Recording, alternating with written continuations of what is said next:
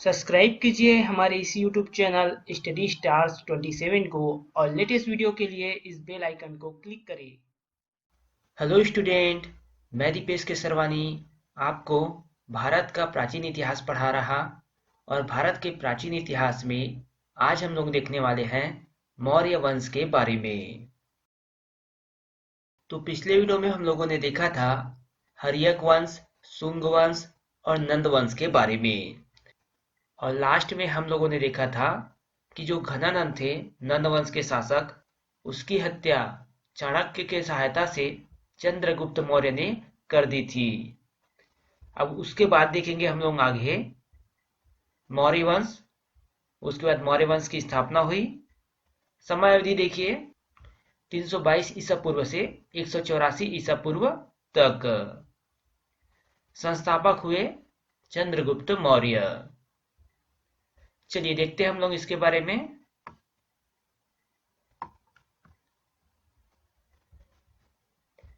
तो घनानंद की हत्या करने के बाद प्रथम शासक हुए मौर्य वंश के चंद्रगुप्त मौर्य, जो कि 322 ईसा पूर्व से 298 ईसा पूर्व तक मगध में शासन किया।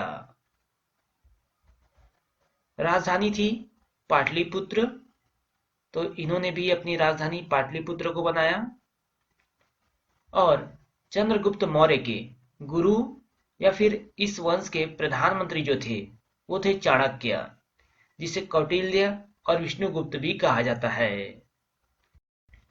तो चाणक्य थे प्रधानमंत्री मौर्य वंश के। आगे देखते हैं हम लोग।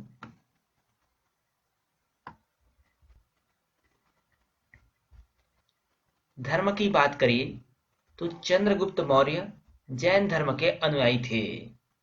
ये जैन धर्म को मानने वाले थे।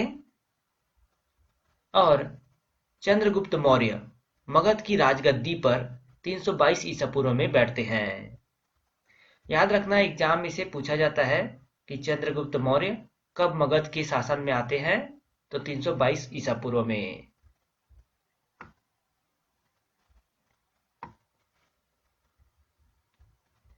यहां पर देखिए, जस्टिन नामक यूनानी विद्वान ने चंद्रगुप्त मौर्य की सेना को डाकुओं का गिरोह कहा था। जस्टिन नामक यूनानी विद्वान ने डाकुओं का गिरोह कहा था चंद्रगुप्त की सेना को, तथा चंद्रगुप्त को सेंड्रोकोटस कहा था चंद्रगुप्त को। किसने कहा था? तो जस्टिन नामक यूनानी विद्वान ने। लेकिन विलियम जोन्स जो है वो बताते हैं कि चंद्रगुप्त ही सेंड्रोकोटस है, और चंद्रगुप्त को सेंड्रोकोटस जस्टिन नामक यूनानी विद्वान ने कहा था। आगे देखिए, चंद्रगुप्त ने भद्रबाहु से जैन धर्म की शिक्षा ली, और भद्रबाहु ने चंद्रगुप्त की जीवनी भी लिखी। तो चंद्रगुप्त ने भद्रबाहु से जैन धर्म की शिक्षा ली और भद्रबाहु ने चंद्रगुप्त की जीवनी लिखी। आगे देखिए, सिकंदर की मृत्यु के बाद सेल्यूकस निकेटर बेबीलोन का राजा बनता है। तो सिकंदर की मृत्यु के बाद सेल्यूकस निकेटर जो रहता है वो बेबीलोन का राजा बनता है, और सेल्यूकस निकेटर जो है वो सिकंदर का सेनापति रहता है, जो सिकंदर की मृत्यु के बाद बेबीलोन का राजा बनता है। और सिकंदर की मृत्यु जो है 323 ईसा पूर्व में 33 वर्ष की उम्र में हो जाती है। चलिए आगे देखते हैं हम लोग।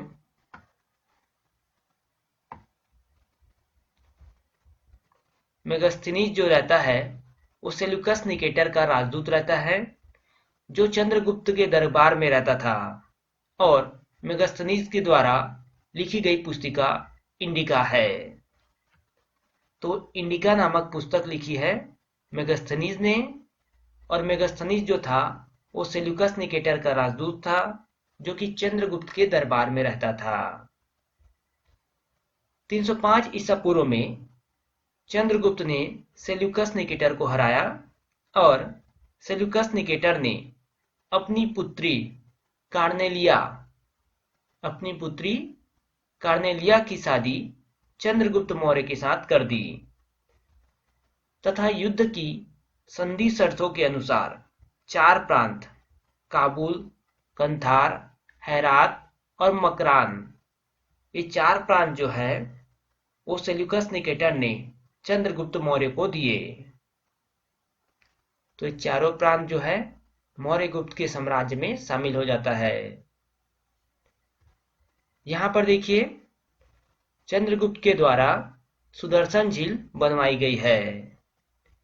तो गिरनार पहाड़ी में जो कि गुजरात में अवस्थित है वहां पर सुदर्शन झील बनाया गया है चंद्रगुप्त मौर्य के द्वारा। महत्वपूर्ण है, ये भी एग्जाम में से पूछा जाता है। आगे देखते हैं हम लोग।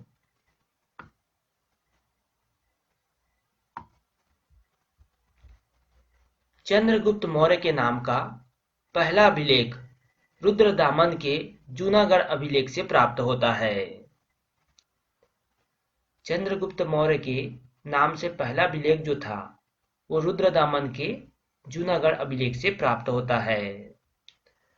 आगे देखते हैं हम लोग। देखिए इस समय जो चंद्रगुप्त मौर्य का शासन जो रहता है वो किस प्रकार रहता है। प्रांत की बात करिए तो प्रांत जो था उत्तरापथ, उसकी राजधानी थी तक्षशिला। दक्षिणापथ की बात करें तो स्वर्णगिरी, राजधानी क्या थी? स्वर्णगिरी दक्षिणापथ में। अवंतिका की बात करें तो उज्जैन राजधानी थी और प्राची की बात करें तो पाटलिपुत्र राजधानी थी। तो चारों दिशाओं में ये चारों राजधानी थी, जिसको आप यहां पर देख सकते हैं मैप में।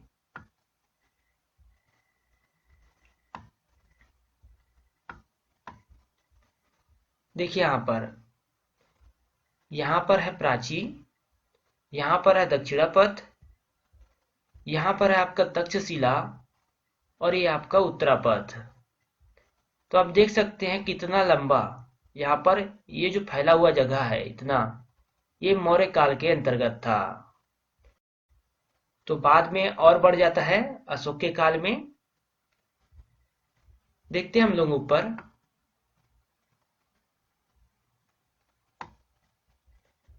तो तक्षशिला, स्वर्णगिरी, उज्जैन और पाटलिपुत्र 4 राजधानी थी, 4 अलग अलग दिशा में।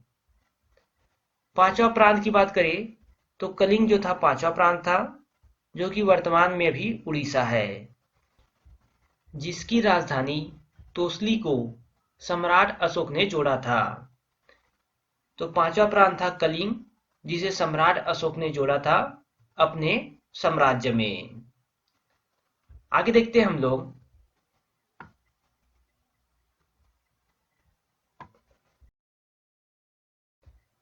तो आप मैप में देख सकते हैं तोसली कहां पर है। यहां पर है तोसली और इसको सम्राट अशोक ने जोड़ा था।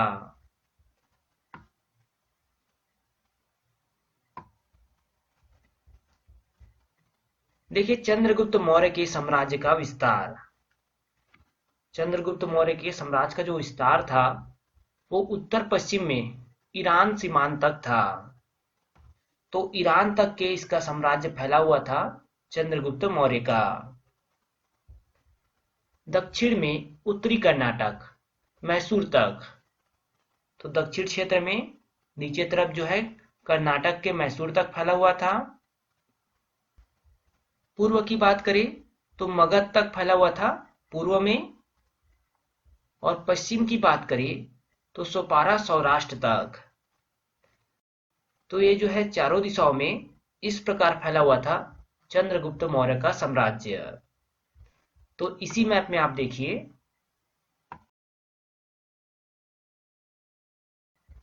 इस तरफ उत्तर पश्चिम की दिशा पर ईरान तक फैला हुआ था। यहाँ सोपरा सौराष्ट्र मतलब आपके गुजरात के एरिया तक का, यहाँ पर आपके कर्नाटक तक का, मैसूर कर्नाटक, और इस तरफ जो आपका मगध है वहां तक का। तो इस प्रकार ये फैला हुआ था बहुत ही बृहद साम्राज्य।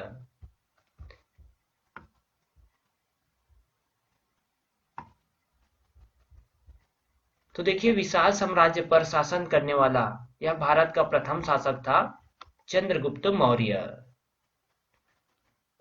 तो चंद्रगुप्त मौर्य से संबंधित सारे इंपॉर्टेंट क्वेश्चन कवर कर लिए गए हैं। नीचे देखिए, चंद्रगुप्त मौर्य के जो पुत्र थे बिंदुसार, यहाँ पर ध्यान देना है आपको, बिंबिसार और बिंदुसार में कभी कंफ्यूज नहीं होना है। बिंबिसार जो हमने स्टार्टिंग में पढ़ा था हर्यक वंश में, और बिंदुसार जो है वो है आपके मौर्य वंश में। तो दूसरा शासक था बिंदुसार मौर्य वंश का। इसका काल अवधि था 298 ईसा पूर्व से 273 ईसा पूर्व तक। 298 ईसा पूर्व से 273 ईसा पूर्व तक इसका समय था। यह चंद्रगुप्त मौर्य का पुत्र था जो कि 298 ईसा पूर्व में मगध की राजगद्दी पर बैठा।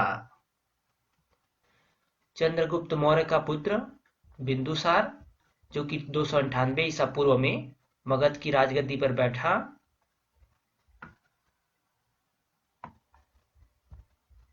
देखिए, जो बिंदुसार होते हैं उसके 100 पुत्र थे। यहाँ पर बच्चे की जगह पुत्र लिख लीजिएगा। बिंदुसार के 100 पुत्र थे, जिसमें अशोक इनके दूसरे नंबर का पुत्र था। बिंदुसार के 100 पुत्र थे और अशोक जो था उसके दूसरे नंबर का पुत्र था। बिंदुसार को अमित्र घात कहा जाता है, जिसका मतलब होता है शत्रु विनाशक। तो अमित्र घात के नाम से जाना जाता है बिंदुसार को। तो ये सारे आपके लिए इंपॉर्टेंट है, डायरेक्ट एग्जाम में पूछा जा सकता है, इसलिए आप इसको जरूर याद रखिएगा।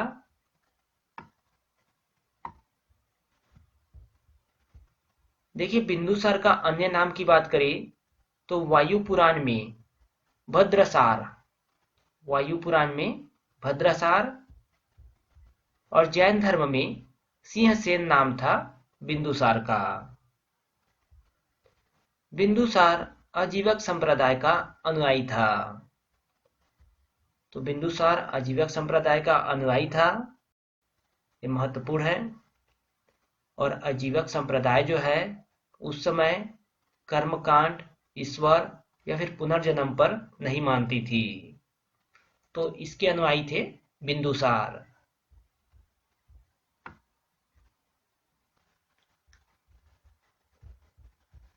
यहाँ पर देखिए, बिंदुसार के शासनकाल में तक्षशिला में 2 विद्रोह हुए थे, और इस विद्रोह को दबाने के लिए बिंदुसार ने पहले सुसीम और बाद में अशोक को भेजा। तो देखिए, गंधार की राजधानी तक्षशिला में 2 बार विद्रोह हुआ बिंदुसार के शासनकाल में।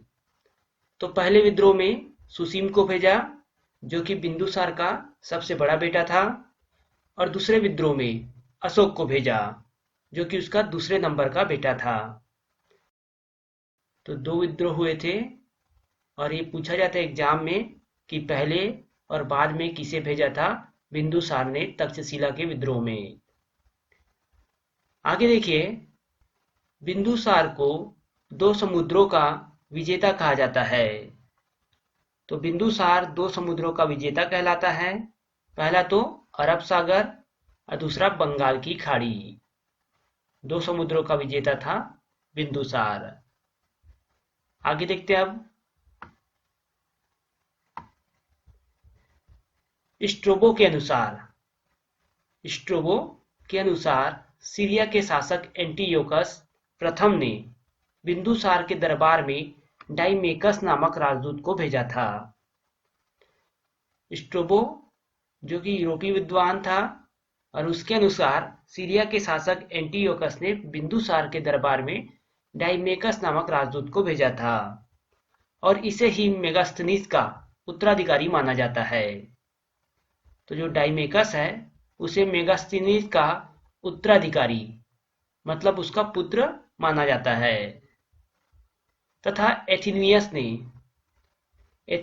के अनुसार बिंदुसार ने सीरिया के शासक एंटीयोकस प्रथम से मदिरा, सूखे अंजीर एवं एक दार्शनिक भेजने की प्रार्थना की थी।